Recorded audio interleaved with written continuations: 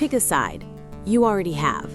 You might not admit it, but deep down, you are either a McDonald's person or a Burger King person.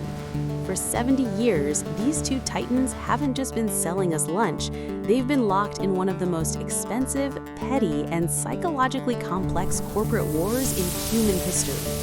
This isn't a friendly rivalry like Coke and Pepsi, this is a street fight. On one side, the Golden Arches, the Empire, a machine built on ruthless efficiency, real estate dominance, and a clown that somehow convinced the entire world that burgers are for children. On the other side, the king, the eternal underdog, the chaotic rebel that knows it can't win a fair fight, so it resorts to guerrilla marketing. Gentlemen, the Burger King Whopper's here! It's flame grilled and perfectly sized. The taste is absolutely unbeatable. 40 minutes, we are going to dissect every punch thrown in the burger wars, from the invention of the drive-thru to the digital trolling of the modern era. We will see billion-dollar mistakes, genius counter moves, and find out why, after all this time, neither one can truly kill the other. Welcome to the ultimate brand battle.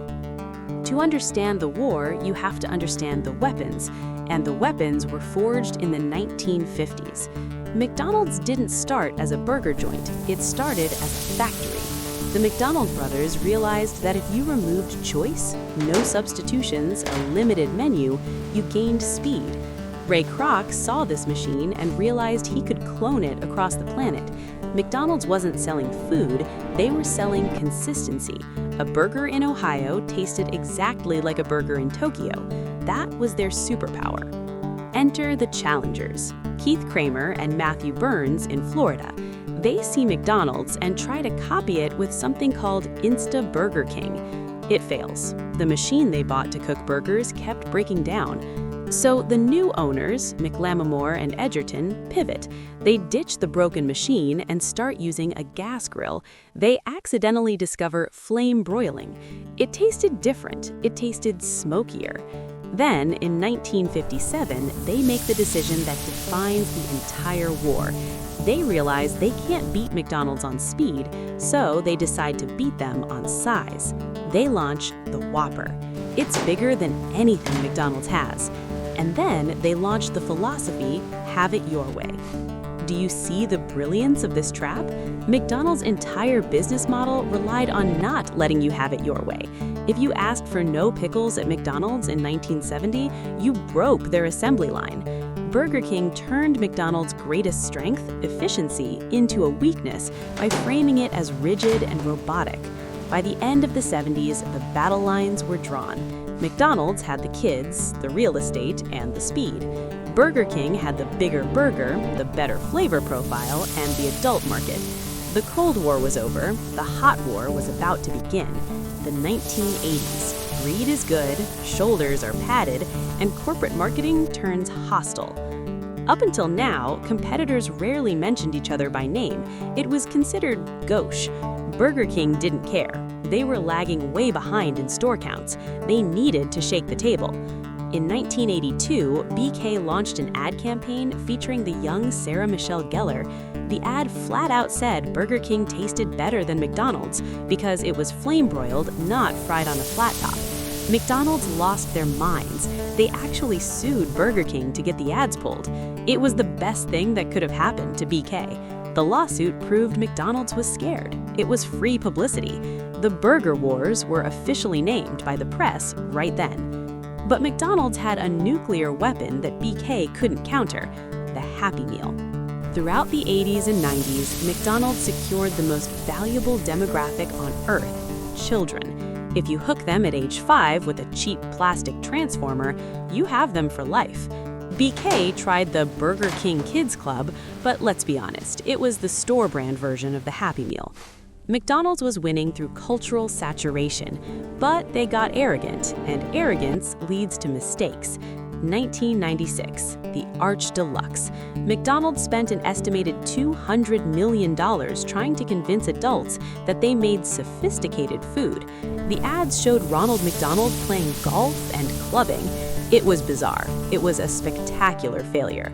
People didn't want sophistication from Mickey D's, they wanted a cheap cheeseburger. BK saw this opening and hammered them again with better-tasting adult burgers.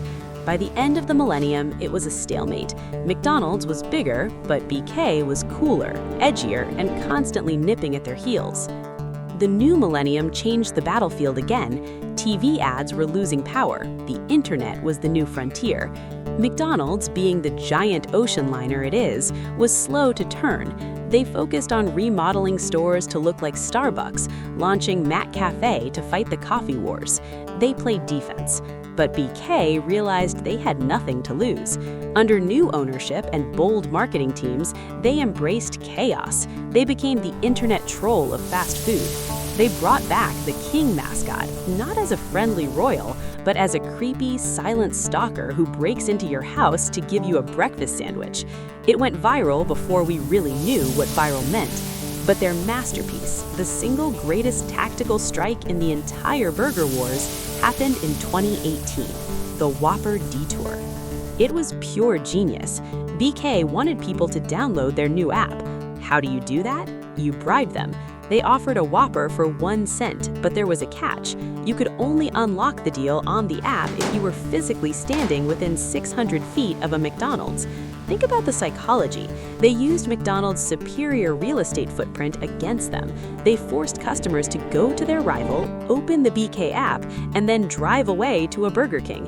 It was a geofenced troll job of epic proportions. The app went to #1 overnight. McDonald's had absolutely no response. BK kept pushing the envelope. Remember the Moldy Whopper campaign? They ran a high-definition ad showing their flagship product rotting into a disgusting, moldy mess over 34 days. Why? To prove they didn't use artificial preservatives, implying McDonald's burgers are immortal frankenfood. It was gross, it was risky, and everybody talked about it for a week. That is the modern BK strategy.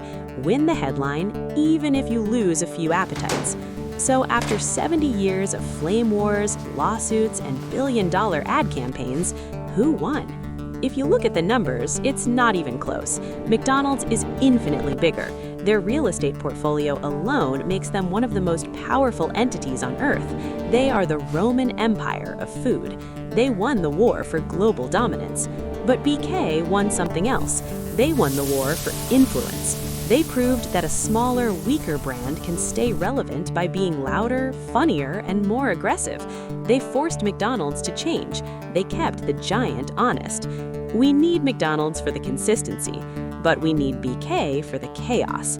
And as long as there are two corners on a street intersection, this war will never end. Which side are you on? Are you Team Golden Arches or Team Flame Broiled? Let me know in the comments below and tell me which brand battle you want to see dissected next. Thanks for watching.